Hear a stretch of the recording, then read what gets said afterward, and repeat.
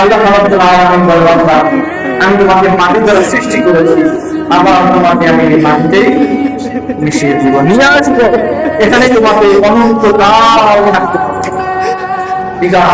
অনন্তকাল তুমি দুনিয়া হায়াত পাইয়া বাহাদুরি করলা, তোমার দেহকে আমি মাটি দ্বারা সৃষ্টি করেছি। কি দ্বারা? মাটি দ্বারা।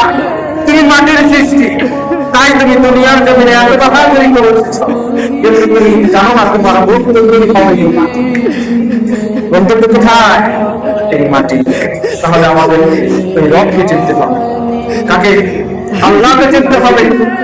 আল্লাহকে চিনতে হলে আপনি আপনাকে আমাকে সুন্দর বিশ্বাস করতে হবে। আমার বাবা আমাকে কি করে সৃষ্টি করলেন? আসমান জমিন গাছপালা কিভাবে সৃষ্টি করলেন? আমি যে কদম দিচ্ছি আমার এই কদমকে আল্লাহ রাব্বুল আলামিন কি দ্বারা? আমি কি কদম দিতে পারি? আল্লাহ শক্তি না পেলে আমরা দ্বিতীয় কদম দেওয়ার মতো শক্তি ক্ষমতা আপনার কাছে নাই।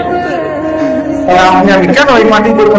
নিজে মাটি, মাটির উপরে দাঁড়াই এই মাটির সাথে আমার বাহাদুরি, এই মাটি নিয়েই বাহাদুরি করি। এত সম্পদ, টাকা পয়সা, জমি জমা সব কি মাটি।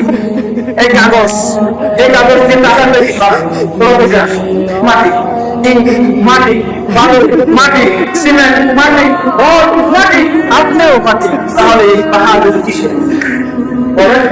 কিসের বাহাদুরি? বড় বাহাদুরি কাজে কাটবে না যখন আসবে কুল্লু নাফসিন সমস্ত বাহাদুরি বাহাদুরি থাকতে পারে নাই, ফেরাউন থাকতে পারে নাই, নমরুদ থাকতে পারে, আপনি আমি থাকতে পারবো। এই জন্য বাহাদুরি করা যাবে